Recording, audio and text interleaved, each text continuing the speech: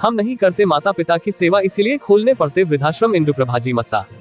बिना सही आसन व मुद्रा के नहीं हो सकती आराधना। डॉक्टर चेतनाजी मसा। रूप रजत विहार में नियमित चातुर्मासिक प्रवचन माला।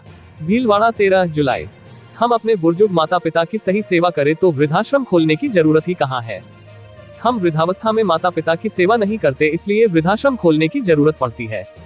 माता पिता की सेवा भी धर्म की आराधना है। हमारे कारण कभी माता पिता को पीड़ा नहीं होनी चाहिए।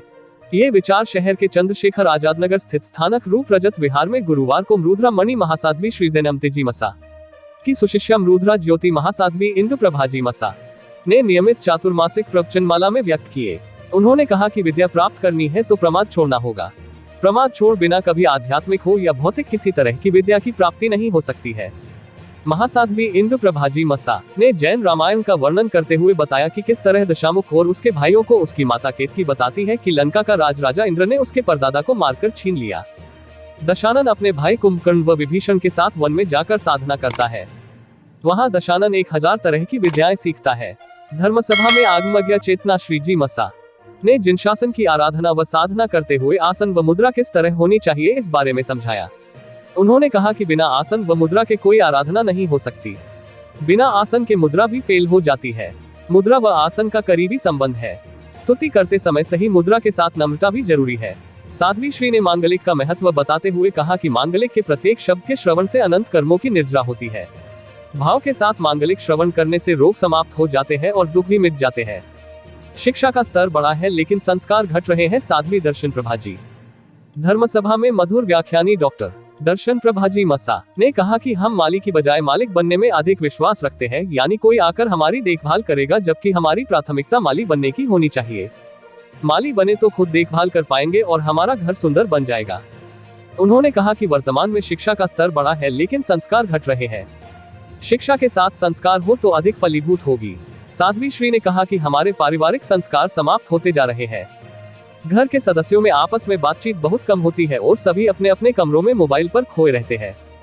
झुकने की परंपरा कम होते जाने पर चिंता जाहिर करते हुए उन्होंने कहा कि अज्ञान दूर करने के लिए नम्रता होना जरूरी है। जिसको सही व गलत का बोध हो वही ज्ञानी है। सत्संग में आने पर अज्ञान खत्म होगा। सत्संग ज्ञान का पाठ पढ़ाने वाला होता है। धर्मसभा में आदर्श सेवाभावी दीप्ति प्रभाजी मसा ने गीत प्रस्तुत किया। धर्मसभा में तत्वचिंतिका डॉक्टर समीक्षा प्रभाजी मसा एवं नवदीक्षिता हिरल प्रभाजी मसा का भी सानिध्य मिला। धर्मसभा का संचालन श्री सिंह के मंत्री सुरेंद्र चौरिया ने किया।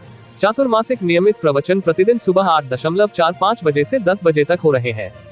पंचर्गी एकासन की पूर्णाहुति कल। महासाध्वी इंदुप्रभाजी मसा आदि ठाणा के सानिध्य में पंचरंगी एकासन की आराधना के तहत गुरुवार से 5 श्राविकाओं ने 2-2 एकासन की तपस्या शुरू की। इसके तहत पहले, दूसरे और तीसरे दिन 5-5 श्राविकाओं ने क्रमशः 5, 4 और 3 एकासन के प्रत्याख्यान लिए थे। इसी तरह 5 द्वारा शुक्रवार को 1-1 एकासन का प्रत्याख्यान लेने के साथ एकासन की पंचरंगी पूर्ण हो जाएगी। इस आराधना के तहत 25 श्राविकाओं द्वारा कुल 75 एकासन किए जा रहे हैं। चातुर्मास में प्रतिदिन उपवास, आयम बिल व एकासन तप की लड़ी भी जारी है।